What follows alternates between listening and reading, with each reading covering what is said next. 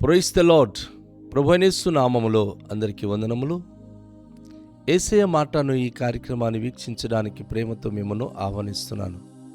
ఈ దినము అపోస్తలుడు పౌలు కొరింథీయులకు రాసిన 2వ పత్రిక 12వ అధ్యాయం 11వ వచనం నుండి 21వ వచనం వరకు ధ్యానించుకుందాం.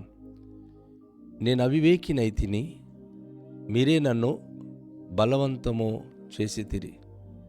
నేను మీ చేత మెప్పు పొందవలసిన వాడను, ఏలనగా నేను ఏమాత్రపు వాడను కాకపోయినను మిక్కిలి శ్రేష్ఠులైన ఈ అపోస్తలుల కంటే నేను ఏ విషయములోనూ తక్కువ వాడను కాను.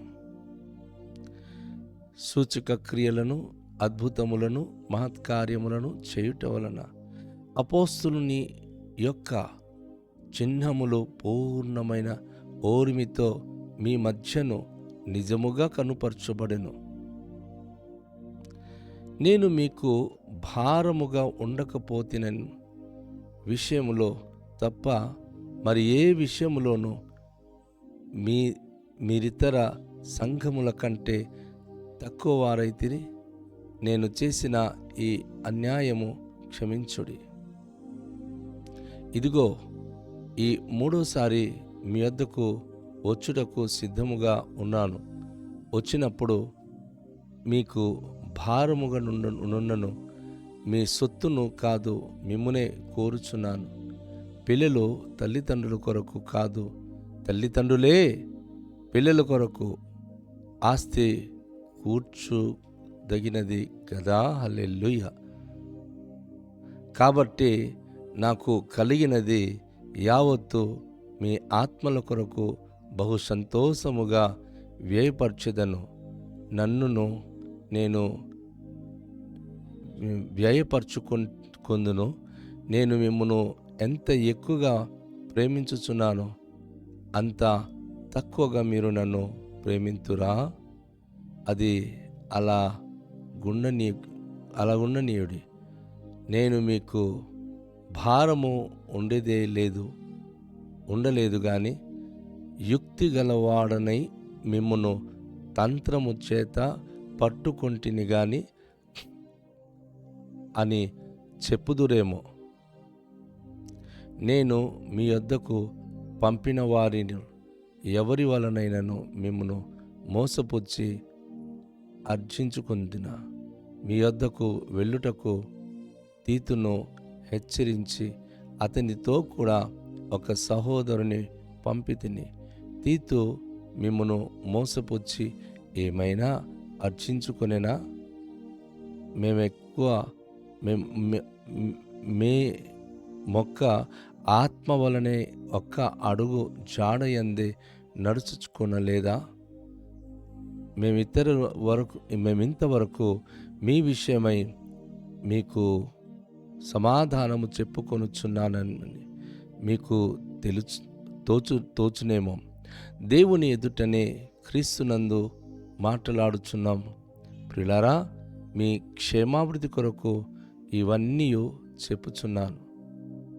ఎందుకనగా ఒకవేళ నేను వచ్చినప్పుడు మీరు నాకిష్టలుగా ఉండరేమో అనియు, నేను మీకు ఇష్టడుగా ఉండనేమో అనియు, ఒకవేళ కలహమును, అసూయయు, క్రోధములను, కక్షలను, కొండెములను, గుసగుసలాడుటకును, ఉప్పొంగుటకులను,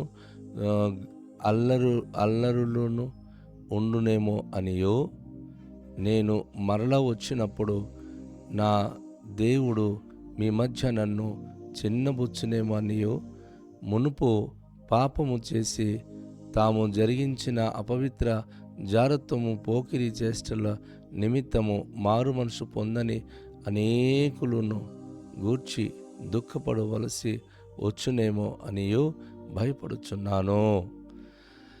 ప్రభునందు ప్రియమైన వాళ్ళారా, అపోస్తలుడైన పౌలు తన మొదటి 2 ప్రయాణములు కొరింథీ సంఘాన్ని దర్శించి అనేక సార్లు మరి ఒక్కొక్క సహోదరులను పంపించి అక్కడ ప్రోత్సహించుకుంటూ వచ్చారు.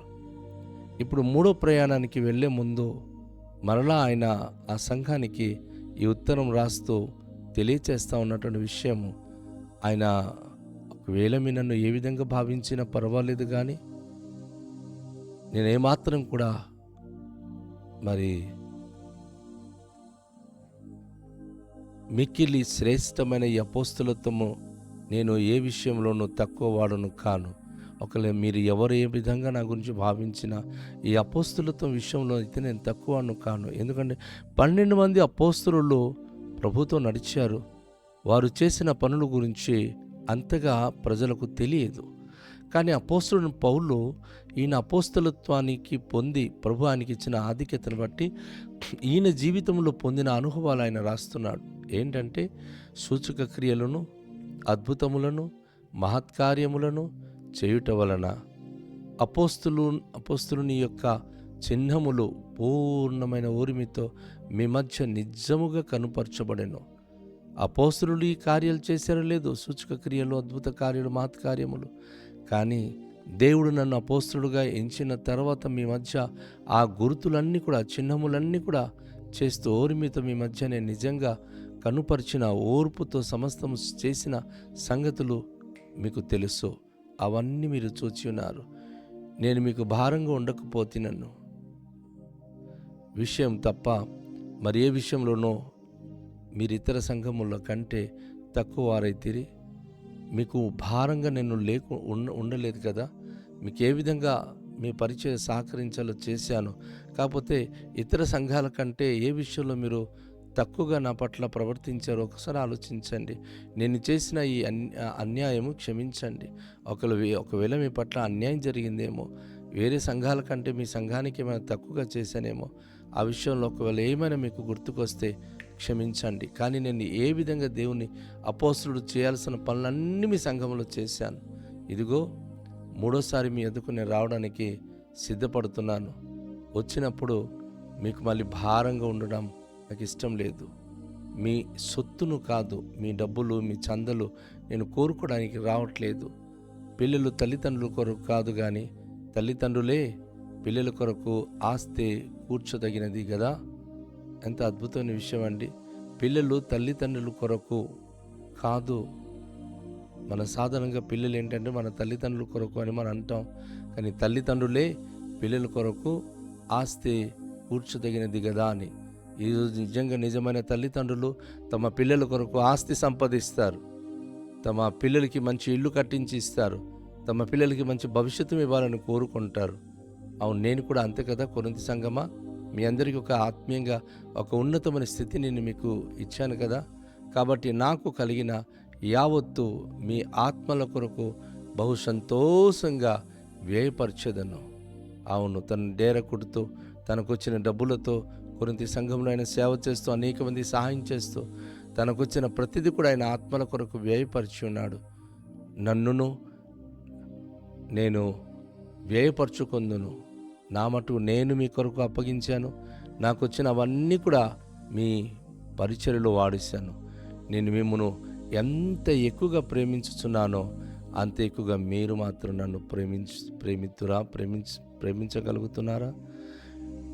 నిజమే, ఈరోజు దైవ సేవకులు మనకు, మన కుటుంబాలకు ఎంత ప్రేమిస్తున్నారో ఆ ప్రేమ క్రైస్తవ కుటుంబాలు దేవుని సేవకునికి ప్రేమిస్తున్నామా?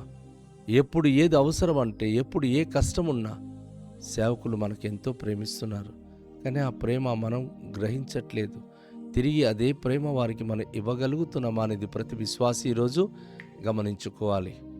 అది చాలా అది అలా ఉండనీయుడి. అది ఆ విధంగా ఉండనివ్వండి. నేను మీకు భారంగా ఉండలేదు, కానీ యుక్తి గలవాడని మిమ్మను తంత్రము చేత పట్టుకొంటిని అని చెప్పుదురేమో. అలాగే వదిలేయండి ఆ విషయాలు. ఎందుకంటే నేను నా శ్రమలు, నా కష్టాలతో మిమ్మల్ని సంపాదించాను. మీరు మంచిగా ఉండాలని మీకోసం ఎన్నో కార్యక్రమాలు చేశాను. అపోస్తలులు ఏ విధంగా చేస్తారో ఆ విధంగా అన్నీ కూడా మీ పట్ల చేసి మిమ్మల్ని సంపాదించాను. అయితే తంత్రముతో మిమ్మల్ని పట్టుకున్నాను అనుకుంటారేమో. యుక్తితో మీకు మాట్లాడిసి మిమ్మల్ని చేర్చుకున్నాను అనుకుంటున్నారేమో. యుక్తితో కానీ తంత్రంతో కానీ కాదు, దైవ శక్తితోనే మిమ్మల్ని సువార్త ప్రకటించి రక్షించానన్న సంగతి మీరు మర్చిపోకండి. ఏ సేవకుడు తంత్రగుట్టి అయితే ఆ సేవ ఉండదండి.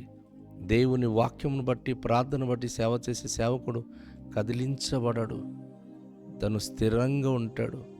సంఘానికి వచ్చి చాలామంది వెళ్ళిపోతున్నారు అంటే వాళ్ళ గురించి అపోస్తలుడు పౌలు ఇక్కడ ఈ పుస్తకంలో రాస్తున్నాడు. ఈ అధ్యాయంలో, నేను మీ వద్దకు పంపిన వారిలో ఎవ్వరి వలనైనను మిమ్మును మోసపుచ్చి అర్జించుకుంటిరా? ఆలోచించాలి. నేను సేవకులను పంపించాను, లూకాను పంపించాను, తీతును పంపించాను. వారు మీ దగ్గరికి వచ్చినప్పుడు ఏదైనా సరే మీ దగ్గర నుంచి వారు మోసగించి పట్టుకుని వెళ్ళిపోయారా? అలాంటి ఏమైనా జరుగున్నాయా అని అడుగుతూ, మీ వద్దకు వెళ్ళుటకు తీతును హెచ్చరించి అతనితో కూడా ఒక సహోదరుని పంపితిని. తీతు మిమ్మును మోసపుచ్చి ఏమైనా ఆర్జించుకొనేనా? మేమే ఒక్క ఆత్మ వల్లనే ఒక్క అడుగు జాడయందే నడుచుకొనలేదా? తీతు కానీ, లూక కానీ, నేను కానీ, ఏ సేవకులు మీ దగ్గరికి వచ్చినా దేవుని యొక్క ఒక్క ఆత్మలోనే మేము నడుచుకుంటూ ఒకే భావము కలిగిన వారంగా మీ మధ్య ఉండలేదా అని అపోస్తలుడు పౌలు ప్రశ్నిస్తున్నాడు. మేము ఇంతవరకు మా విషయమై మీకు సమాధానము చెప్పుకొనుచున్నాము. మీకు తోచునేమో, దేవుని ఎదుటనే క్రీస్తునందు మాట్లాడుచున్నాము. ప్రియులారా, మీ క్షేమాభివృద్ధి కొరకు ఇవన్నీ చెప్పుచున్నాను. ఎంత అద్భుతమైన విషయం కదండి. మీ యొక్క క్షేమం గురించి మాటలు చెప్తా ఉన్నాం తప్ప, మీరు సమాధానంగా సంతోషంగా ఉండాలని చెప్తున్నాం తప్ప మరొకలాంటి మాటలు మేము చెప్పడం లేదు. ఎందుకంటే ఒకవేళ మీరు వేరే విధాలుగా అనుకుంటారేమో, మా విషయమై మీకు సమాధానము చెప్పుకొనుచున్నామని మీకు తోచునేమో, మేము ఏదో మీ దగ్గరికి వచ్చి కన్వే చేస్తున్నామని అనుకుంటారేమో. అలా కాదు. దేవుని ఎదుట క్రీస్తు మాట్లాడుచున్నాము. ప్రభువైన యేసుక్రీస్తు వారు ఏం చెప్పారు అదే మేము మీ మధ్య చెప్పడానికి ఇష్టపడుతున్నాం. ఎందుకనగా ఒకవేళ నేను వచ్చినప్పుడు మీరు నాకు ఇష్టలుగా ఉండరేమో అని నేను మీకు ఇష్టలుగా ఉండనేమో అని, ఒకవేళ కలహములు, అసూయలు, క్రోధములు, కక్షలు, కొండెములు, గుసగుసలాడ ఉపంగులను, అల్లరులను ఉండునేమో అని. అపోస్తలుడు పౌలు బాధ ఏంటంటే, 3వ ప్రయాణంలో నేను మీకు హెచ్చరించింది అని చెప్తా ఉన్నాడు. నేను మరల వచ్చినప్పుడు నా దేవుడు మీ మధ్య నన్ను చిన్నబుచ్చునేమో అనియు, మునుపు పాపము చేసి తాము జరిగించిన అపవిత్ర జారత్వమును పోకిరి చేష్టల నిమిత్తము మారు మనసు పొందని అనేకులను గూర్చి దుఃఖపడవలసి వచ్చునేమో అనియో భయపడుతున్నాను. నేను ఒకప్పుడు మీకు ఉత్తరం రాసిన మొదటి పత్రిక, ఆ పత్రికలో చాలామందికి గద్దించాను. ఎందుకంటే పోకిరి చేష్టాలు కలిగి అనేకమైనటువంటి పాపములు చేస్తూ జీవిస్తున్న వారికి మందలించాను. వారు ఇంకా మార్పు పొందకుండా ఇతనేను మాకు చెప్పడం అని అలాగే ఉంటారేమో. సో ఆ టైంలో నేను 3వ ప్రయాణంలో వచ్చినప్పుడు అల్లరి చేస్తారేమో, గొడవ పడతారేమో, మాకు ఎందుకు మీరు ఎలా అన్నారంటారేమో. ఈ విషయాలన్నిటి గురించి నేను చాలా వరకు భయపడుతున్నాను. ఎందుకంటే నా పిల్లలు మంచిగా ఉంటే నా సంతోషం, కానీ నేను గద్దించిన మాటలకు కూడా వారు కనుక బాధపడితే నేను అది బాధపడాల్సి వస్తుంది. అలాంటి పరిస్థితి రాకూడదు అని చెప్పి ఆయన తన గురించి చెప్తా ఉన్నాడు. రండి, ఈ పరిస్థితి గురించి మనం ప్రార్థన చేద్దాం. మన సేవకునికి మన ఇష్టమైన బిడ్డలుగా ఉండేటట్లుగా అడుగుదాం. దయగల తండ్రి, మీకు వందనాలు ప్రభు. సేవకులు మాకు గద్దించినప్పుడు వారికి వ్యతిరేకంగా మారిపోవడం అనేది ఎంత దౌర్భాగ్యమైన జీవితం అది. కొరింథీ సంఘంలో అలాంటి వారు ఉన్నారేమో అని అపోస్తలుడు పౌలు భయపడుతున్నాడు. ఈరోజు ప్రభు, మా సంఘంలో వాక్యం వింటున్న మా జీవితాల్లో సేవకులు గద్దించినప్పుడు అది ప్రభు మాకు ఎంతో ఆశీర్వాదకరంగా భావించే మనస్సు దయచేయండి. కానీ గద్దించినప్పుడు అది మాకు ఏదో అవమానపరుస్తున్నారన్న భావనతో వారికి విరుద్ధంగా మాట్లాడడం కానీ, కక్షలు పూనుకోవడం కానీ, అల్లరి చేయడం కానీ, అపనిందలు మోపడం కానీ, అలాంటిది ఏ విశ్వాసులో ఉన్నా అది మీరు మార్పు దయచేసి అందరూ అన్యోన్యంగా ఒకే ఆత్మ, ఒకే భావము, ఒకే మనసు కలిగి మీ యొక్క పరిచర్యలో జీవించే భాగ్యం దయచేయమని యేసు నామములో ప్రార్థిస్తున్నాము తండ్రి. ఆమేన్.